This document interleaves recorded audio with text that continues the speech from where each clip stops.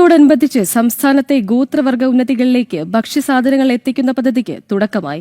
കോതമംഗലം കുട്ടമ്പുഴ പഞ്ചായത്തിലെ താളുകണ്ടം ഗോത്രവർഗ ഉന്നതിയിൽ ഭക്ഷ്യസാധനങ്ങൾ എത്തിച്ചായിരുന്നു പദ്ധതിയുടെ ഉദ്ഘാടനം. സമൂഹത്തിലെ എല്ലാ വിഭാഗം ജനങ്ങൾക്കും ഭക്ഷ്യസുരക്ഷ ഉറപ്പാക്കുക എന്ന ലക്ഷ്യത്തോടെയാണ് പദ്ധതി. സമൂഹത്തിലെ എല്ലാ വിഭാഗം ജനങ്ങൾക്കും ഭക്ഷ്യസുരക്ഷ ഉറപ്പാക്കുക എന്ന ലക്ഷ്യത്തോടെയാണ് പുതിയ പദ്ധതി. കുട്ടമ്പുഴ പഞ്ചായത്തിലെ താളുകണ്ടം ഗോത്രവർഗ ഉന്നതിയിലാണ് സഞ്ചരിക്കുന്ന റേഷൻ കടയടക്കം അവശ്യ സാധനങ്ങൾ എത്തിച്ച് വിതരണം ചെയ്തത്.